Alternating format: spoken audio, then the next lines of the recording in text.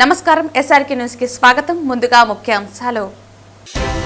వైకుంఠ ద్వార దర్శనాలు విజయవంతానికి కృషి చేసిన అధికారులకు ధన్యవాదాలు. రికార్డు స్థాయిలో వైకుంఠ ద్వార దర్శనం చేసుకున్న 7.83 లక్షల మంది భక్తులు. టీటీడీ ఏర్పాట్లు సదుపాయాలపై 93% భక్తులు సంతృప్తి వ్యక్తం వెల్లడించిన టీటీడీ చైర్మన్ బిఆర్ నాయుడు. కోటి అనే వ్యక్తి మద్యం బాటిల్స్ పెట్టినట్లు సాక్ష్యం చూపించమని సవాల్ విసురుతున్నా. మేము హైందవ ధర్మ పరిరక్షణకు ఎన్నో కార్యక్రమాలు నిర్వహించాం. మీరు చర్చకు సిద్ధమా? మా సవాల్ను స్వీకరించాలి. మొత్తం ఆ సీసీటీవీ ఫుటేజ్లు బయట పెట్టాలి. టీటీడీ మాజీ చైర్మన్ భూమన కరుణాకర్ రెడ్డి డిమాండ్. జగన్ అభివృద్ధికి వ్యతిరేకంగా సైంధవుడిలా తయారయ్యాడు. వైసీపీ హయాంలో ఇష్టారాజ్యంగా తప్పులు చేసి ఇప్పుడు నీతులు మాట్లాడుతున్నారు విమర్శించిన రాష్ట్ర యాదవ కార్పొరేషన్ చైర్మన్ నరసింహ యాదవ్. వార్తల్లోని వివరాలు. వైకుంఠ ద్వార దర్శనాల విజయవంతానికి కృషి చేసిన అధికారులకు ధన్యవాదాలని, రికార్డు స్థాయిలో 7.83 లక్షల మంది భక్తులు వైకుంఠ ద్వార దర్శనం చేసుకున్నారని, టీటీడీ ఏర్పాట్లు సదుపాయాలపై 93% మంది భక్తులు సంతృప్తి వ్యక్తం చేశారని, 10 రోజుల వైకుంఠ ద్వార దర్శనాలపై TTD chairman BR Naidu media సమావేశం నిర్వహించారు. 2024లో 6.83 లక్షల మంది, గత ఏడాది కంటే 1,00,000 మంది భక్తులు అదనంగా దర్శనం, 2023లో 6.47 లక్షల మంది దర్శనం చేసుకున్నట్లు పేర్కొన్నారు. 10 రోజుల్లో హుండీ ఆదాయం 40 కోట్లు వచ్చినట్లు పేర్కొన్నారు. 44 లక్షల లడ్డూలు విక్రయం జరిగినట్టు, గత ఏడాదితో పోలిస్తే 10 లక్షల లడ్డూలు అదనంగా విక్రయించినట్లు పేర్కొన్నారు. గత ఏడాది కంటే 27% అదనంగా భక్తులకు అన్నప్రసాదాలు వితరణ చేసినట్లు పేర్కొన్నారు. 50 టన్నుల సాంప్రదాయ పుష్పాలతో 10 టన్నుల పండ్లు, 4 టన్నుల కట్ ఫ్లవర్స్ తో అలంకరణలు అద్భుతంగా చేశారని అన్నారు. ఏఐ కమాండ్ కంట్రోల్ రూమ్ ద్వారా నిరంతర పర్యవేక్షణ కొనసాగిందన్నారు. ప్రణాళిక ప్రకారం క్యూలైన్ నిర్వహణ చేయటం వలన అంచనాల కంటే అధిక సంఖ్యలో భక్తులు వైకుంఠ ద్వార దర్శనం కల్పించగలిగామని పేర్కొన్నారు. ఈ సంవత్సరం ఇంత అద్భుతంగా నాకు ఊహ తెలిసినప్పటి నుంచి ఎప్పుడూ ఈ విధంగా జరగలేదు. ఈ సంవత్సరం అత్యంత అద్భుతంగా, ఎలాంటి ఇబ్బంది లేకుండా, ఒక చిన్న ఇన్సిడెంట్ కూడా లేకుండా ఈ 10 రోజులు మన అధికారులందరూ, ముఖ్యంగా ఈ పోలీస్ యంత్రాంగం, అదేవిధంగా టీటీడీ విజిలెన్సు, జిల్లా యంత్రాంగం, వీళ్ళందరూ కూడా టీటీడీకి 24 గంటలు అపర్నిశలు కృషి చేశారు. టీటీడీ అధికారులు అయితే మొదట 3 రోజులు నాకు తెలిసి 1 గంట కూడా రెస్ట్ తీసుకున్నారో లేదో నాకు తెలియదు. ఎప్పుడు చూసినా వీళ్ళంతా ఈ చలిలో ఎప్పుడు రోడ్డు మీదే ఉన్నారు. వాళ్ళందరికీ కూడా ధన్యవాదాలు. గతంలో లేని విధంగా అత్యంత వైభవంగా ఈసారి మనం వైకుంఠ ఏకాదశి కార్యక్రమాలు జరుపుకున్నాం. స్వామివారి దర్శనానికి విచ్చేసినటువంటి భక్తులందరూ కూడా టీటీడీ కల్పించిన సౌకర్యాలకి మెజారిటీ ఆనందం వ్యక్తం చేశారు. మా దృష్టికి ఏర్పాట్లు బాగాలేవనో లేదా ఇంకోటేనో మాకు అయితే కంప్లైంట్ రాలేదు. నేను సుమారు పర్సనల్గా ఒక 2,000 మందితో ఇంటరాక్ట్ అయ్యాను. వాళ్ళు కూడా 100% బాగుంది, ఈ సిస్టమ్ బాగుంది అని హర్షం వ్యక్తం చేసిన వాళ్ళే అధికంగా ఉన్నారు. అదేవిధంగా వైకుంఠ ద్వార దర్శనాల్లో దాదాపు 93% మంది సంతృప్తి వ్యక్తం చేశారని మన అధికారులు తెలియజేయడం జరిగింది. రోడ్డు భద్రతా మాసం 2026 పురస్కరించుకుని తిరుపతి కర్కంబాడి రోడ్డులో ఉన్న ఎస్వి ఇంజనీరింగ్ కాలేజ్ ఆడిటోరియంలో స్కూల్ బస్సు మరియు కాలేజ్ బస్సు డ్రైవర్స్ కు పోలీసులు అవగాహన కార్యక్రమం ఏర్పాటు చేశారు. అతివేగాన్ని అదుపులో ఉంచుకోవడం ద్వారా ప్రమాదాలను గణనీయంగా తగ్గించవచ్చని పోలీసులు సూచించారు. మద్యం సేవించి వాహనాలు నడిపే వారిపై కఠిన చర్యలు తీసుకుంటామని, లైసెన్సులు రద్దు చేస్తామని హెచ్చరించారు. ప్రజలందరికీ రాబోయే రోజుల సంక్రాంతి శుభాకాంక్షలు ముందుగా తెలియజేసుకుంటున్నాం. ట్రాన్స్పోర్ట్ డిపార్ట్మెంట్ తరఫున ఈ జనవరి 1 నుంచి 31/1/2026 వరకు రోడ్డు భద్రతా మాసోత్సవాలని మనం జరుపుకుంటున్నాము. ఈరోజు ప్రధానంగా ఈ ఈఐబి స్కూల్ డ్రైవర్సు, కాలేజ్ డ్రైవర్సు వీళ్ళందరికీ కూడా అనేక రకాలైన సిపిఆర్ ఎలా చేయాలి, తర్వాత ఫస్ట్ ఎయిడ్ ఎలా చేయాలి, తర్వాత ఏదైనా ఫైర్ అంటుకుంటే ఏం చేయాలి అనే విషయాలపైన అవగాహన కల్పిస్తూ మన ఎస్వియు కాలేజీలో 4 ఇంజనీరింగ్ కాలేజీలకు సంబంధించినటువంటి డ్రైవర్లకి, ఒక స్కూల్ యాజమాన్యానికి సంబంధించిన 4 స్కూళ్ళకి కలిపి ఆ డ్రైవర్లు మొత్తంగా మనము ఈ యొక్క అవేర్నెస్ క్యాంప్ అనేది నిర్వహించడం జరిగింది. మనకు జనవరి 1 నుంచి ఈ వారం రోజుల్లో చాలా కార్యక్రమాలు మనకు నిర్వహిస్తూ ప్రతి ఒక్కరిని మేము అభ్యర్థించేది ఏమంటే హెల్మెట్ లేకుండా డ్రైవ్ చేయొద్దండి, సీట్ బెల్ట్ లేకుండా డ్రైవ్ చేయొద్దండి, తాగి వాహనాలు నడపద్దని ప్రతి ఒక్కరికి సూచనలు ఇవ్వడం జరిగింది. ఇది వరకు ఉన్నటువంటి రోజుల్లో గత సంవత్సరం అంత మునుపు సంవత్సరాలతో పోల్చుకున్నట్లయితే మనకు ఈ యాక్సిడెంట్ రేటు, వాహనాల వినియోగం యొక్క సంఖ్య 2 కూడా ఎక్కువనే అవుతూ ఉన్నాయి. దీన్ని కంట్రోల్ చేయడానికి చాలా రకాలుగా మేము ఈ అవేర్నెస్ క్యాంపులు సెంట్రల్ గవర్నమెంట్ వారు, స్టేట్ గవర్నమెంట్ వారి ఆదేశాలతో చేయడం జరుగుతోంది. అందరికీ నమస్కారము. ఈరోజు ఎస్వి ఇంజనీరింగ్ కాలేజీలో మంగళం రోడ్లో ఉన్న ఇంజనీరింగ్ కాలేజెస్, అట్లాగే కొన్ని స్కూల్స్, వీటికి సంబంధించిన స్కూల్ బస్సు మరియు కాలేజ్ బస్సు డ్రైవర్లకు అవగాహన కార్యక్రమం ఎస్వి ఇంజనీరింగ్ కాలేజ్ ఆడిటోరియంలో ఏర్పాటు చేయడం జరిగింది. దీనిలో ముఖ్యంగా మన స్కూల్ బస్ డ్రైవర్లందరికీ ఎటువంటి ప్రమాదాలు గురి కాకుండా ఆ టౌన్లో నడిపేటప్పుడు తీసుకోవాల్సిన జాగ్రత్తల గురించి వాళ్ళందరికీ కూడా అవగాహన కార్యక్రమం ఏర్పాటు చేయడం జరిగింది. అట్లాగే వాళ్ళు పిల్లల్ని స్కూల్లో బస్సులో ఎక్కించుకునేటప్పుడు ఏమి జాగ్రత్తలు తీసుకోవాలి, అట్లాగే వాళ్ళని బస్సు నుంచి దించాక వాళ్ళ తల్లిదండ్రుల దగ్గరికి పంపించేటప్పుడు ఎటువంటి జాగ్రత్తలు తీసుకోవాలి, అట్లాగే బస్సు నడిపేటప్పుడు టౌన్లో ముఖ్యంగా మన ఇక్కడ ఉన్న ట్రాఫిక్ దృష్ట్యా, ఎందుకంటే మనకి రోడ్స్ చాలా విస్తీర్ణం తక్కువగా ఉన్నాయి, ముఖ్యంగా ఉదయం సాయంకాలం వేళల్లో విపరీతమైన ట్రాఫిక్ వల్ల ఈ స్కూల్ బస్సులు మిగతా అన్ని వాహనాలు ఒకేసారి రోడ్డు మీదకి రావడం వల్ల విపరీతమైన ట్రాఫిక్ రద్దీ ఏర్పడుతుంది. దీనివల్ల ముఖ్యంగా పాదచారులు, మరి ముఖ్యంగా ఈ 2 వీలర్స్ నడిపే వాళ్ళు కొన్ని ప్రమాదాలకు బారిన పడడం జరుగుతుంది. సో వీళ్ళందరినీ కూడా ప్రమాదాలకి గురి కాకుండా ఉండడం కొరకు ఈ డ్రైవర్లకి సూచనలు ఏర్పాటు చేయడం జరిగింది. మరియు అట్లాగే ఈ స్కూల్ బస్ డ్రైవర్లకి సిపిఆర్ గురించి కూడా అవగాహన కల్పించడం జరిగింది. మరియు అనుకోకుండా ఏదైనా అగ్ని ప్రమాదం ఏర్పడినప్పుడు ఫైర్ డిపార్ట్మెంట్ వారిని కూడా పిలిపించి వారి ద్వారా అగ్నిమాపక ఫైర్ ఎక్స్టింగ్విషర్ ఎట్లా ఆపరేట్ చేయాలి, అట్లాగే ఏదైనా అనుకోని అగ్నిబాధ జరిగినప్పుడు దాన్ని ఎట్లా ఆర్పాలి, వాటి గురించి కూడా వాళ్ళకి డెమో ప్రోగ్రామ్ ఏర్పాటు చేయడం జరిగింది. సో దీనివల్ల ముఖ్యంగా ఈ స్కూల్ బస్ డ్రైవర్లందరూ ఈ అవగాహనతో తిరుపతిలో భవిష్యత్తులో ఎటువంటి ప్రమాదాలు జరగకుండా చేస్తారని చెప్పి ఆశిస్తూ ఈ అవగాహన ఏర్పాటు చేయడం జరిగింది. ఏపీజీ మరియు బీసీ చైర్మన్, తిరుపతి నియోజకవర్గ తెలుగుదేశం పార్టీ ఇన్ఛార్జ్, తిరుపతి మాజీ ఎమ్మెల్యే మన్నూరు సుగుణమ్మ నివాసం వద్ద మీడియా సమావేశం నిర్వహించారు. ఈ సందర్భంగా ఆమె మాట్లాడుతూ మాజీ టీటీడీ చైర్మన్ భూమన కరుణాకర్ రెడ్డిపై మండిపడ్డారు. ఆంధ్ర రాష్ట్రంలో సుపరిపాలన, కూటమి ప్రభుత్వం సుపరిపాలన అందిస్తూ ప్రజలకు చేరువై ప్రజలకు ఇచ్చినటువంటి హామీలను 100% నెరవేర్చి ప్రజలందరూ కూడా ఎంతో సంతోషంగా ఉన్నారని అన్నారు. మొన్నటికి మొన్న అక్కడ పోలీస్ గెస్ట్ హౌస్ వెనకాల మద్యం బాటిల్ దొరికాయని చెప్తున్నామని, మీరు చెప్పేటువంటి ప్రతిదీ కూడా అబద్ధాలు, అప్రచారాలని మేము నిరూపిస్తూనే ఉన్నామన్నారు. అయినప్పటికీ కూడా మీకు లెక్కలేదని, మీకు దేవుడంటే భయం లేదని, భక్తి లేదని, కాబట్టే మీరు ఇన్ని చెప్తున్నప్పటికీ ఇంతవరకు కూడా బుద్ధి రాలేదంటే మరి మొన్న జరిగినటువంటి మద్యం బాటిళ్లు నీకే దొరికాయా, నీకే కనబడతాయా?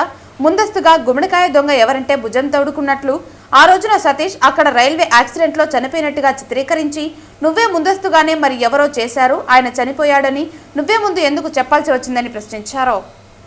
ఇకనైనా మారండి అని, తిరుమల తిరుపతి దేవస్థానంపై కానీ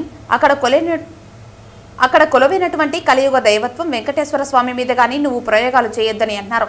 నువ్వు ఆయన్ను మంచిగా వాడుకోవాలని, ఎప్పుడు కూడా మంచిగా వాడుకోవాలని అన్నారు. నువ్వు చేసేటువంటి దుష్ప్రచారం తప్పకుండా తప్పని అన్నారు. నువ్వు చెప్పినా చెప్పకపోయినా, నువ్వు విన్నా వినకపోయినా నువ్వు చేసేది తప్పని తెలిపారు. తప్పకుండా దేవుడు శిక్షిస్తాడని హెచ్చరిస్తున్నామన్నారు. ఈ రోజున మరి ఇన్ని జరుగుతుంటే కూడా నీకు ఇంకా కనువిప్పు కాలేదు అంటే మళ్ళీ ఈరోజు కూడా ప్రెస్ మీట్ పెట్టి ఏవేవో అధర్మాలు మాట్లాడావంటే మరి తప్పకుండా దేవుడు సమయం కోసం వేచి ఉన్నాడనేది నిర్వివాదం. కాబట్టి కరుణాకర్ రెడ్డి టీటీడీ మాజీ చైర్మన్గా నీకు మాత్రము ఇలాంటి మాటలు తగవు అని నేను గట్టిగా కూడా హెచ్చరిస్తున్నాను. మరి ఎల్లో మీడియా నీ మీద విష ప్రచారం చేస్తుందంటున్నావు. ఎల్లో మీడియా ఎందుకు విష ప్రచారం చేసింది? ఈరోజు అన్ని ఛానల్స్ కూడా అడగండి, ఎల్లో మీడియానే కాదు, ఒక సాక్షి తప్ప ఎవరినైనా అడగండి, ప్రజలను అడగండి, మీడియా వాళ్ళని అడగండి, ఎవరిని ఒక డ్రోన్స్ పెట్టి కూడా మేము చూస్తున్నాం, ఈగలై కూడా ఉంది. కాబట్టి నువ్వు తప్పించుకోలేవు. నువ్వు ఏ పని చేసినా ఎక్కడ చేసినా కూడా నువ్వు మాత్రం తప్పించుకోలేవు. అన్ని ఆధారాలతో బయటపడి నువ్వు తప్పకుండా శిక్ష అనుభవిస్తావని కూడా నేను హెచ్చరిస్తున్నాను. మరి ఈ రోజున బిఆర్ నాయుడు గారు చైర్మన్గా పెద్ద ఆయన్ను నియమించి ఆయన ద్వారా ఈరోజు మరి తిరుమల తిరుపతి దేవస్థానం ప్రాశస్తం ఏ విధంగా వైభవంగా ఎన్నో మార్పులతో పెను మార్పులతో అక్కడ జరిగినటువంటి అన్యాయాలన్నీ కూడా ఈ రోజున ప్రజలందరికీ కూడా భక్తులందరికీ కూడా ఒక చక్కటి వాతావరణంలో ఆమోదయోగ్యమైనటువంటి దర్శనాలతో ఈరోజు మరి భక్తులైతేనేమి ప్రజలైతేనేమి ఎంతో సంతోషంతో ఆయన దర్శనం చేసుకొని తిరుగు ప్రయాణం చెందుతూ ఉంటే ఆయన ప్రైవేట్ సైన్యం అక్కడ ఉందంట, ఇలాంటి అకృత్యాలన్నీ చేస్తూ ఉందంట. అంటే వాళ్ళు చేసి అదే చెప్పాను, ఒకటే సామెత అన్నిటికీ, గుమ్మడికాయలు రంగాలంటే భుజం దాడుకున్న వాళ్ళు చేస్తూ ఇతర మీడియాలపైన ఇతర ప్రజలపైన వేయడం ఎంత మాత్రం కూడా సమంజసం కాదని నేను ఆయనకు హితవు పలుకుతున్నాను. అందరినీ పోలీసులు తప్పుడు కేసులు పెట్టారంటారు, సిఐడి వాళ్ళు తప్పుడు సమాచారం ఇచ్చారంటారు, ఏంటి మీడియా వాళ్ళు తప్పుడు సమాచారం ఇచ్చారంటారు, ప్రజలు తప్పు మాటలు మాట్లాడుతున్నారంటావు. ఇంకా నువ్వు ఒక్కడివే నిజాయితీపరుడువా? నువ్వు ఒక్కడివే సత్య హరిశ్చంద్రుడివా లేక అసత్య హరిశ్చంద్రుడివా? తెలుసుకోవాల్సిన అవసరం ఎంతైనా ఉంది నీ మాటల ద్వారా అని కూడా మీకు తెలియజేస్తూ తప్పకుండా ఇకనైనా మారండి. తిరుమల తిరుపతి దేవస్థానం పైన కానీ అక్కడ కొలువైనటువంటి కలియుగదేమిటి వెంకటేశ్వర స్వామి మీద కానీ నువ్వు ప్రయోగాలు చేయొద్దు. నువ్వు ఆయన్ను మంచిగా వాడుకోవాలి, ఎప్పుడు కూడా మంచిగా వాడుకోవాలి. నువ్వు వాడుకునేది నువ్వు చేసేటువంటి దుష్ప్రచారము తప్పకుండా తప్పు. నువ్వు చెప్పినా చెప్పకపోయినా, నువ్వు విన్నా వినకపోయినా నువ్వు చేసేది తప్పు. తప్పకుండా దేవుడు శిక్షిస్తాడని కూడా నిన్ను హెచ్చరిస్తూ అందరికీ ధన్యవాదాలతో సెలవు. జగన్ అభివృద్ధికి వ్యతిరేకంగా సైంధవుడిలా తయారయ్యాడని, వైసీపీ హయాంలో ఇష్టారాజ్యంగా తప్పులు చేసి ఇప్పుడు నీతులు మాట్లాడుతున్నారని రాష్ట్ర యాదవ కార్పొరేషన్ చైర్మన్ నరసింహ యాదవ్ విమర్శించారు. ఈ సందర్భంగా రాష్ట్ర యాదవ కార్పొరేషన్ చైర్మన్ నరసింహ యాదవ్ మాట్లాడుతూ జగన్ అభివృద్ధికి వ్యతిరేకంగా సైంధవుడిలా తయారయ్యాడని అన్నారు. నది గర్భంలో అమరావతి రాజధాని నిర్మాణం చేస్తున్నామని చెప్పడం జగన్ అవివేకమన్నారు. కరుణాకర్ రెడ్డి తన హావభావాలను ప్రదర్శిస్తూ మాట్లాడితే తప్పులు ఒప్పులు అయిపోవని, దేవుడితో ఆట్లాడకండి అని, మీ పాపం పండుతుందని, తప్పు చేసిన వారు అరెస్ట్ అవుతారని అన్నారు. రాష్ట్రంలో చంద్రబాబు మచ్చలేని పాలన చేస్తున్నారని అన్నారు. వైసీపీ హయాంలో ఇష్టారాజ్యంగా తప్పులు చేసి ఇప్పుడు నీతులు మాట్లాడుతున్నారని పేర్కొన్నారు. తిరుమల పైన అధికారం కోల్పోయినా కూడా ఏ విధంగా స్వామివారి ప్రతిష్టతో ఈరోజు ఆడుకుంటూ ఉన్నారో వైసీపీకి సంబంధించి మనం చూస్తున్నాం. ఇంకొక పక్క వాళ్ళ అధినాయకుడు జగన్మోహన్ రెడ్డి అమరావతి నిర్మాణమే కాకూడదు, నదీ గర్భంలో అమరావతి నిర్మాణం చేస్తూ ఉండాలని ఆయన ఒక పక్క నిన్న ప్రెస్ మీట్ పెట్టి మాట్లాడతారు. జగన్మోహన్ రెడ్డి 5 సంవత్సరాల రాక్షస పాలన తలపించే విధంగా ఏ విధంగా పరిపాలన చేశాడో ప్రజలందరూ చూశారు.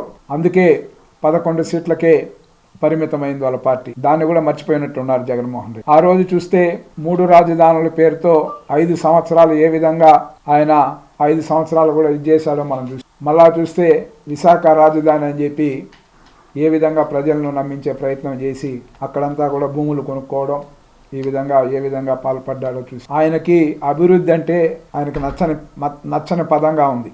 ఎందుకంటే ఏదైతే గతంలో విభజన అయిన ఈ రాష్ట్రంలో ముఖ్యంగా అభివృద్ధికి సంబంధించి బస్సులో ఉండి ఈ రాష్ట్రంలో ఏదైతే అక్కడ అమరావతి దీనికి సంబంధించి చూస్తే శాసన మండలి, శాసనసభ, హైకోర్టు, సెక్రటరియట్ నిర్మించి ఆ రోజు ప్రజలందరికీ కూడా ఏ విధంగా పరిపాలన అందించారో ప్రజలందరూ చూశారు.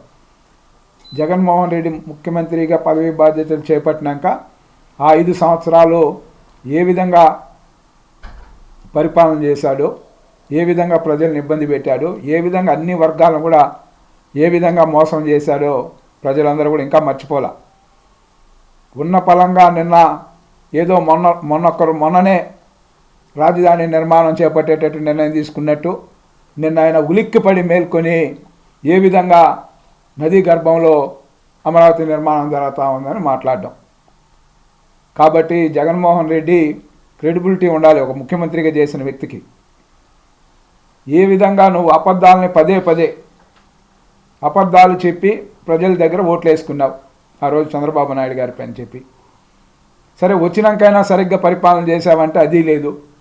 హిందూ దేవాలయాలన్నిటిపైన కూడా ఏ విధంగా విధ్వంసం జరిగిందో ప్రజలందరూ చూశారు.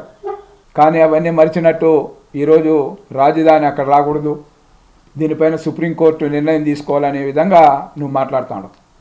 అసలు సుప్రీంకోర్టు ఏ నిర్ణయం తీసుకోవాలో చెప్పు నువ్వు. వాస్తవంగా 1,00,000 కోట్లు దోచేసిన జగన్మోహన్ రెడ్డి, అదడుగు జగన్మోహన్ రెడ్డి, నా పైన కేసుల్ని త్వరగా పరిష్కరించమని సుప్రీంకోర్టును అడుగు.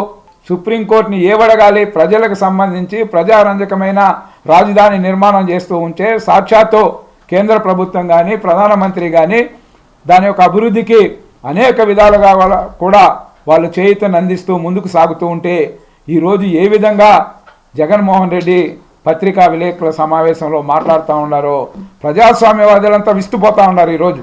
ఆ విధంగా రాష్ట్రాన్ని భ్రష్టు పట్టించిన 5 సంవత్సరాలు ఈ రాష్ట్రంలో ఏ విధంగా పరిపాలన కొనసాగింది అనేది ప్రజలందరూ గమనిస్తూ ఉన్నారు. ఈ నెల 4వ తేదీన తిరుమలలో మద్యం బాటిల్ లభించడంపై సంబంధిత అధికారులపై చర్యలు తీసుకుంటామని టీటీడీ సిపిఆర్ఓ ప్రకటన జారీ చేశారు.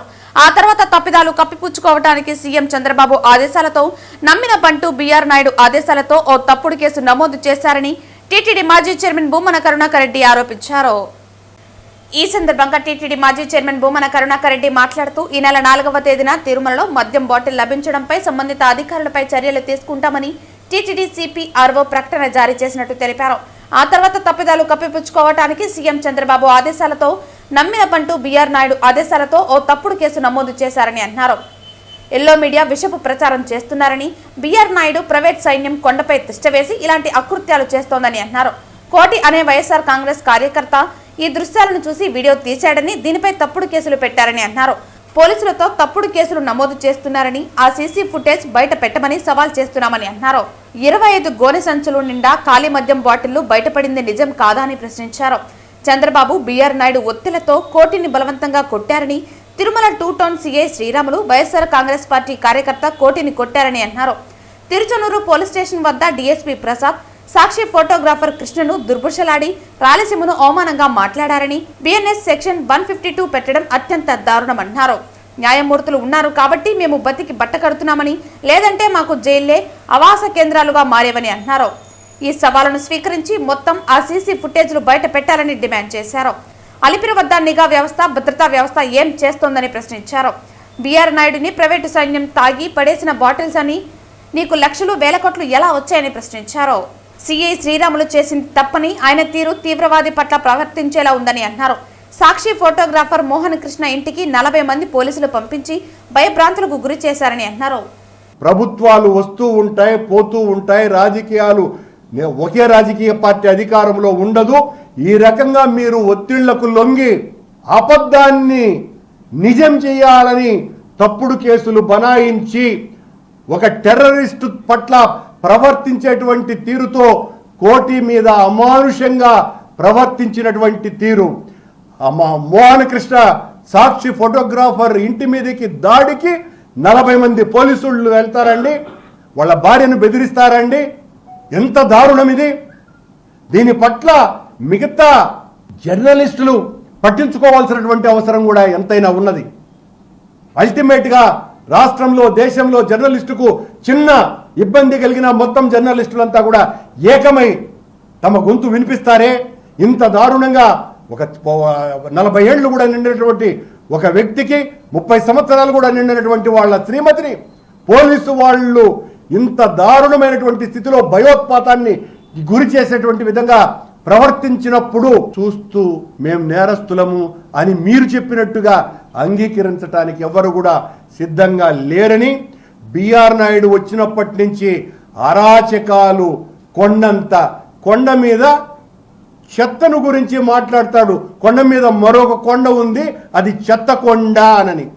అంటే నువ్వు ఎంత పనికి మాలిన మాటలు మాట్లాడగలిగేటువంటి పాలక మండలి అధ్యక్షుడివో దాన్ని బట్టి చూస్తే అర్థం కావటంలే. కోటి ఈ సంఘటన దొరకంగానే దొరికినారా అని ఇష్టం వచ్చినట్టుగా మాట్లాడాడు నిన్న నా మీద, ఇష్టం వచ్చినట్టు. మరి వీడిని వెంటనే లోపలేసేయాలరా, వీడిని కరుణాకర్ రెడ్డిని, వీడే ఇదంతా చేస్తూ ఉండేదేనని. బిఆర్ నాయుడు ఒక పని చేయి, పోలీసు వాళ్ళు లేకపోతే పాపం న్యాయస్థానం మహానుభావులు వాళ్ళు ఒకవేళ మీరు పేరు కేసులు పెట్టినా లోపలికి వేసేటట్టుగా లేరు ఇటువంటి విషయాలలో, నేరుగా మీ ఇంటికి తీసుకొని పోయి నన్ను తాళం వేసేసేయి. నువ్వు ఎన్ని రోజులు తాళం దిగిపోతే అన్ని రోజులు మీ ఇంట్లోనే ఖైదీగా ఉంటా. అంత కసిగా ఉన్నాడు పాపం బిఆర్ నాయుడు. భయపడే ప్రసక్తి లేదు, తప్పు చెయ్యము, మీ తప్పుల్ని ఆపే ప్రయత్నం నిరంతరాయంగా చేస్తూనే ఉంటాము అని తెలియజేస్తున్నాం. తిరుపతి ఆర్జీఓ కార్యాలయం ఎదుట అఖిలపక్ష విద్యార్థి యువజన విభాగాల ఆధ్వర్యంలో కూటమి ప్రభుత్వం మోపుతున్న అక్రమ కేసులకు వ్యతిరేకంగా ఆందోళన కార్యక్రమాలు చేపట్టారు. కూటమి ప్రభుత్వం అధికారంలో రాకముందు ఈ రాష్ట్రంలో అధికార పార్టీలో ఉన్నప్పుడు వైఎస్ఆర్ కాంగ్రెస్ పార్టీ విద్యార్థుల్ని, యువకుల్ని, ప్రజల్ని, మహిళలని అందరినీ మోసం చేస్తుంది. ప్రధానంగా విద్యార్థులకు రావాల్సినటువంటి ఫీజు రింబర్స్మెంట్ కానీ, యువకులకు రావాల్సిన ఉద్యోగాలు కానీ ఈ రాష్ట్రంలో 2,46,700 పైసలకు ఉద్యోగాలు ఖాళీగా ఉంటే ఈరోజు ఈ కూటమి ప్రభుత్వం విద్యార్థుల మీద, ప్రశ్నించే గొంతుకుల మీద అక్రమంగా కేసులు పెట్టి ఈరోజు జైలుకి పంపిస్తారు. అయ్యా నారా లోకేష్ గారు, మీ నాయన్ని అరెస్ట్ చేసినప్పుడు మీరు నరి రోడ్లో కూర్చొని రాజ్యాంగ బుక్ చూపించారు. ఈరోజు ఆ రాజ్యాంగం బుక్ మీకు కనపడలేదా?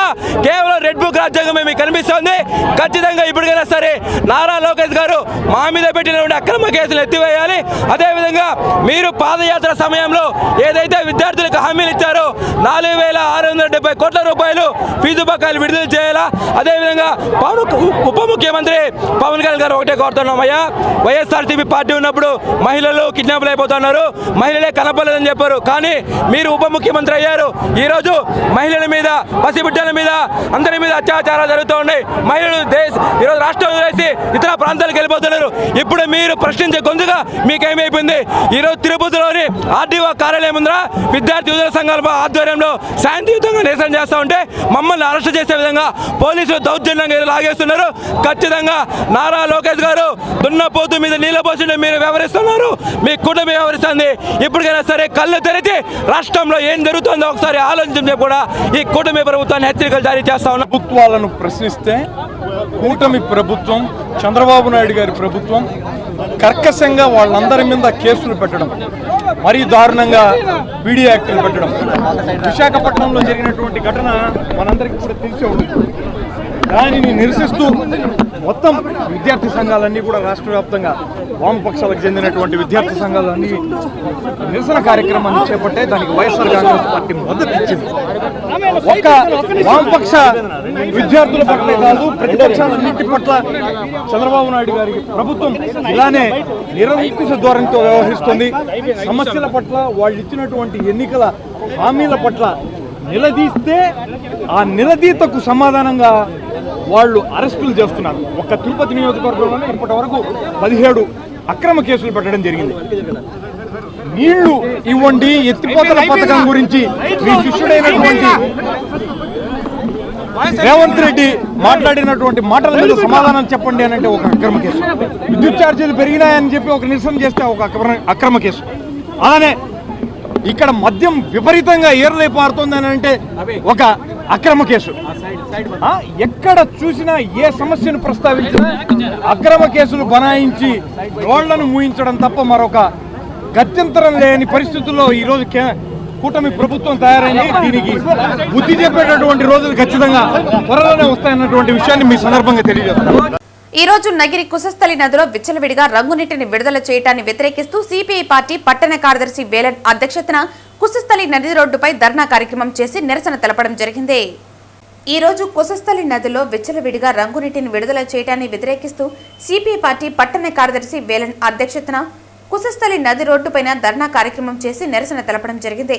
ఈ సందర్భంగా సిపిఐ పార్టీ నగిరి నియోజకవర్గ కార్యదర్శి కోదండయ్య మాట్లాడుతూ నగిరిలో తీవ్రమైన సమస్యగా ఈ రోజు ఈ రంగునీటి సమస్యగా మారిందన్నారు.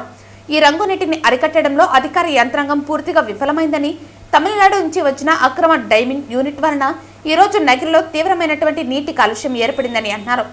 దీని వలన నగిరి ప్రజానీకం అనేక రకమైన వ్యాధులతో ఇబ్బందులు పడుతున్నారని అన్నారు.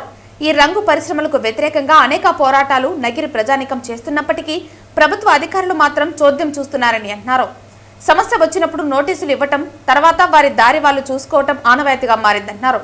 ఈ నెల 5వ తారీఖున మున్సిపల్ కార్యాలయం ముందు రంగునీటి సమస్యపైన పోరాటం చేసి సమస్యలు పరిష్కరించాలని అధికారుల దృష్టికి తీసుకువెళ్లడం జరిగిందన్నారు.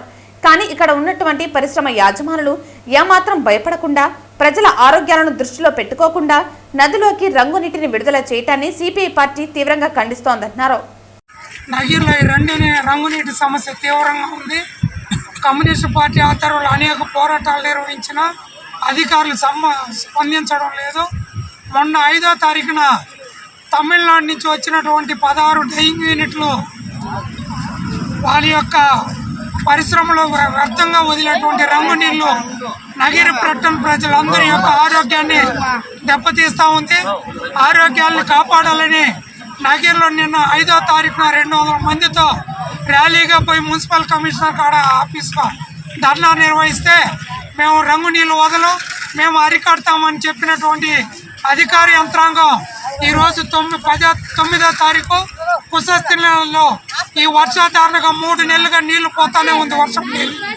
అయినా ఈరోజు రంగు నీళ్ళు వదిలి వర్షపు నీరులో కూడా ఈరోజు రంగు నీళ్ళు కలుషితం అయిందంటే వాళ్ళు విచ్చలవిడిగా వదులుతూ ఉంటే ఈ అధికారులు ఎవరి కోసం ఉన్నారని మేము అడుగుతా ఉన్నాం. మొన్న తిరుపతి పొల్యూషన్ కంట్రోల్ బోర్డు వాళ్ళు లెటర్లు ఇచ్చి మీటింగ్కి రమ్మనంటే 16 డైయింగ్ యూనిట్లు ఉంటే 4 యూనిట్ కుటీర పరిశ్రమలాగా ఉన్నటువంటి 4 యూనిట్ యజమానులతో మాట్లాడి పంపించేయడం ఇదేనా పోలీసుల అధికారుల యొక్క మీ యొక్క పని అని మేము అడుగుతున్నాం. ఈరోజు అధికారులు ప్రజల డబ్బులతో జీతాలు తీసుకుంటున్నారు. మేము కట్టే ట్యాక్స్ డబ్బులతో మీరు జీతాలు తీసుకుంటున్నారు. ప్రజల కోసం పనిచేయాల్సినటువంటి అధికారులు కొంతమంది యజమానులు ఇచ్చేటువంటి డబ్బులకి లాలూచిపడి మీరు ఈరోజు విచ్చలవిడిగా ఈ విషపు నీరుని కుశస్థలి నదిలో కూడా వదిలి యావత్ రైతాంగం కూడా నష్టపోయే పరిస్థితికి ఈరోజు రావడం జరుగుతూ ఉంది. చంద్రగిరి మండలం ఏ రంగంపేట సమీపంలోని విద్యానికేతన్ ఇంటర్నేషనల్ స్కూల్లో శుక్రవారం 33వ వార్షిక క్రీడా దినోత్సవం ఘనంగా నిర్వహించారు. ఈ కార్యక్రమంలో గోవా రాష్ట్ర రవాణా, పంచాయతీలు, గృహ నిర్మాణం మరియు ప్రోటోకాల్ శాఖల మంత్రి మార్విన్ గల్హినో ముఖ్య అతిథిగా పాల్గొన్నారు. ఈ వేడుకలను మోహన్ బాబు యూనివర్సిటీ ఛాన్సలర్ అధినేత doctor Mohan Babu, pro chancellor Manchu Vishnu ప్రారంభించారు. Executive director Vinay Maheshwari, provost మరియు vice chancellor professor Nagaraju Ramarao ముఖ్య అతిథులుగా పాల్గొన్నారు. విద్యార్థులు నిర్వహించిన క్రమబద్ధమైన మార్చ్ పాస్ట్ ప్రత్యేక ఆకర్షణగా నిలిచింది. అంబ్రెల్లా డ్రిల్ వంటి వినూత్న ప్రదర్శనలు అందరినీ ఆకట్టుకున్నాయి. విద్యార్థులు ప్రదర్శించిన సాంస్కృతిక కార్యక్రమాలు వేడుకలకు అదనపు వైభవాన్ని చేకూర్చాయి. చివరిగా విజేతలకు ట్రోఫీలు, పతకాలు అందజేశారు. మోహన్ బాబు, మంచు విష్ణు మాట్లాడుతూ విజేతలను అభినందించి వారి క్రమశిక్షణను, అంకిత భావాన్ని, క్రీడా స్ఫూర్తిని ప్రశంసించారు. And hello to all my young friends here. I wish all the participants the very best, and I take this opportunity to announce that Mohan Babu University will be proud to give 100% free scholarships for students who already participated in national games. So more details will be given in the next following week. But even in the school level at Sri Vidyaniketan International School, students will be encouraged right from 4th grade. The purpose of doing this is hopefully by 2036, India is supposed and hopeful to hoist the Olympics. And in the next 10 years, I hope, and with the support of our Chancellor and the blessings of Lord Balaji, చారిత్రాత్మక చంద్రగిరిలో ప్రభుత్వ బాలికల junior కళాశాలకు చరిత్రలో ఎంతో ఘనత ఉందని incharge DI EO Rajasekhar Reddy అన్నారు. స్థానిక బాలికల కళాశాలలో శుక్రవారం 44వ వార్షికోత్సవ వేడుకలు ఇన్ఛార్జ్ ప్రిన్సిపల్ రమణ అధ్యక్షతన ఘనంగా జరిగాయి. ఈ సందర్భంగా incharge DI EO Rajasekhar Reddy మాట్లాడుతూ చంద్రగిరిలోని ప్రభుత్వ బాలికల జూనియర్ కళాశాల విద్యార్థులను విద్యాభ్యాసం నందు అత్యుత్తమ ఘనత వహిస్తున్నట్లు తెలిపారు. భవిష్యత్తు బంగారుమయం చేసుకోవటంలో పూర్వ విద్యార్థులను అత్యుత్తమ ఫలితాలతో స్ఫూర్తి పొందాలని అన్నారు. ఈ క్రమంలో కళాశాలలోని MPC, BiPC, CEC, HEC, vocational 3 గ్రూపులలో మొదటి శ్రేణి మార్కులను సాధించిన 30 మంది విద్యార్థులకు ఒక్కొక్కరికి 3000 వంతున నగదు బహుమతులను అందజేసి అభినందించారు. అదేవిధంగా వ్యాసరచన పోటీలలో రాణించిన విద్యార్థులకు ప్రోత్సాహక బహుమతులను అందజేసి అభినందించారు. అనంతరం అధ్యాపకులు అందరూ కలిసి ఇన్ఛార్జ్ డిఈఓ ఆధ్వర్యంలో చిన్నిగొట్టిగల్లు ప్రిన్సిపల్ విశ్వనాథనాయుడు, నాగలాపురం ప్రిన్సిపల్ శ్రీలతను ఘనంగా సన్మానించారు. అదేవిధంగా ప్రిన్సిపల్స్, అధ్యాపకులు వేరువేరుగా ఇన్ఛార్జ్ డిఐఈఓను ఘనంగా సన్మానించారు. ఈ కార్యక్రమంలో విద్యార్థులను ప్రదర్శించిన సాంస్కృతిక కార్యక్రమాలు విశేషంగా అలరించాయి.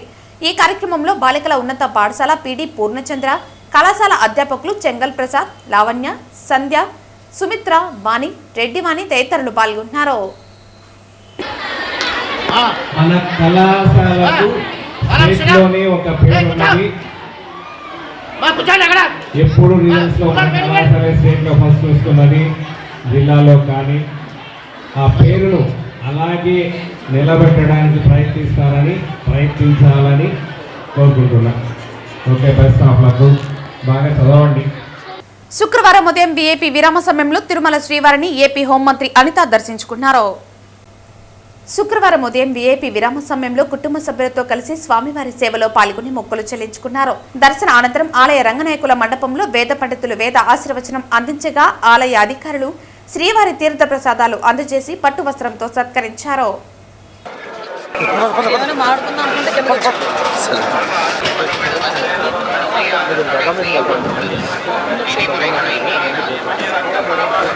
వార్తలు ముగించే ముందు ముఖ్యాంశాలు మరోసారి. వైకుంఠ ద్వార దర్శనాలు విజయవంతానికి కృషి చేసిన అధికారులకు ధన్యవాదాలు. రికార్డు స్థాయిలో వైకుంఠ ద్వార దర్శనం చేసుకున్న 7.83 లక్షల మంది భక్తులు. టీటీడీ ఏర్పాట్లు, సదుపాయాలపై 93% భక్తులు సంతృప్తి వ్యక్తం వెల్లడించిన టీటీడీ చైర్మన్ బిఆర్ నాయుడు. కోటి అనే వ్యక్తి మద్యం బాటిల్స్ పెట్టినట్లు సాక్ష్యం చూపించమని సవాల్ విసురుతున్నా. మేము హైందవ ధర్మ పరిరక్షణకు ఎన్నో కార్యక్రమాలు నిర్వహించాం. మీరు చర్చకు సిద్ధమా? మా సవాల్ను స్వీకరించాలి. మొత్తం ఆ సీసీటీవీ ఫుటేజ్లు బయట పెట్టాలి. టీటీడీ మాజీ చైర్మన్ భూమన కరుణాకర్ రెడ్డి డిమాండ్. జగన్ అభివృద్ధికి వ్యతిరేకంగా సైంధవుడిలా తయారయ్యాడు. వైసీపీ హయాంలో ఇష్టారాజ్యంగా తప్పులు చేసి ఇప్పుడు నీతులు మాట్లాడుతున్నారు. విమర్శించిన రాష్ట్ర యాదవ కార్పొరేషన్ చైర్మన్ నరసింహ యాదవ్. ఈ వార్తలు ఇంతటితో సమాప్తం. తిరిగి వార్తల్లో మళ్ళీ కలుద్దాం. అంతవరకు సెలవు. నమస్కారం.